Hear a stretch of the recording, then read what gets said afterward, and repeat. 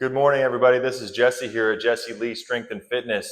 I just wrapped up number 9 of Coach Amy's plan using the 5K training program at Garmin, using their Fit Watch, so to speak. I've got the Venue 2. That's what I use for my runs. And I'm following that coaching program and kind of in a little bit of the heart of working on a little bit of speed and endurance. In this training program, Coach Amy started us off with run, walk, repeats. So slowly but surely increasing the run time and decreasing the rest time. And now we're kind of moving into a little bit more of kind of running all out for these kind of shorter distances. I really like this part of the training. It kind of suits me and how I'm oriented. I played ultimate frisbee for, 20, I don't even know how many years, 20 or 25 years or something like that. And so that kind of faster pace, that sprinty kind of feeling is very kind of normal for me. So just over the last few years, as I've worked on kind of transitioning from that field running to more of a distance running style, shortening my stride a lot, learning how to be more economical with my running rather than sprinting to a location using my kind of mental abilities to shorten the stride and get there at an appropriate distance and pace. It's been kind of fun. And then now I have a little bit of the grittiness of knowing what it feels like to kind of suffer in those big games when you're playing back to back points, where you're playing offense and defense and offense and defense and you're turning back and around. For those of you who aren't aware, ultimate frisbee is a 7-on-7 sport, not the one with the cages that you throw a frisbee at. That's disc golf. But I'm able to tap into that mentality of like, I can push a little bit harder because I don't want this guy to score on me or whatever it is, or I want to make this goal. And I kind of just tap into that on these shorter distances, and it helps me to kind of keep digging. I think we don't realize what we're capable of until we kind of push ourselves a little bit. So it's good to get out there and just try to challenge yourself. After you've done the work, I think people put the cart before the horse in that. They get out there and try to challenge themselves before they've actually prepared. And then they end up injured and they end up running an injury cycle. So prepare for a long time and then challenge yourself periodically.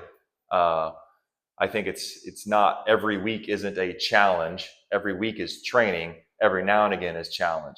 So remember that kind of when you're out there doing your work. Some days are just doing the work, clock in, clock out. Other days, push it, see what's happening. That way you understand where you are and where you're making progress. Today's workout, 2-minute warm up, a 1.5 mile run, and a 2-minute cool down.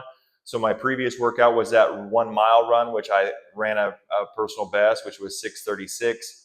So I knew I kind of had it in me, although I was feeling really kind of, I didn't rest very well last night. On Friday nights, it can be iffy on the food. So we might go out to eat. We went out to eat, and then we might have maybe a dessert. And so it's always a little bit like, I think what happens with maybe blood sugar and some things like that when you have maybe a sweet later in the evening, I think you wake up in the morning feeling a little bit fatigued. So I woke up kind of feeling that way today. Also kind of feeling a little bit wonky in my low back. I was demoing a lot of exercises. I worked a ton of hours this past week and demoed a lot of exercises. When I'm doing a exercise demo, I'm not warmed up. So just feeling a little bit just dysfunction in my low back, but I was able to do a nice long warm up today. I did my full rituals routine, which is standing on one foot, hanging from the bar, doing some bear crawling, doing some vestibular or lymphatic bouncing, and then also keeping my feet up the wall for about 7 minutes. And then I did all of my other kind of regular run warm-ups. And by the time I was running, my back was fantastic. So I just really needed to get into my tissues. I think when you're having a little bit of pain, get the foam roller out, get some balls out, get some stretching and roll around on the ground and just see what you can come up with. I think you'd be surprised that you can fix most issues just by getting on the ground and rolling around and trying to just explore your body, feel your tissues. So total mileage today, 1.74. That's including the walk. And 14:39. So I ran out on the first mile 7:16 pace and finished the last half at 6:46. So I feel like I'm doing pretty good in this distance. And now I'm assuming Coach Amy is probably going to have me continue to kind of push and see if I can keep speed at a longer distance, which is going to be a good challenge. Last year, I was running a similar program. It was in August 5th. I ran a similar workout, 7:39 and 7:22. So I've got my last year's self beat. So I've gotten older and I've gotten faster.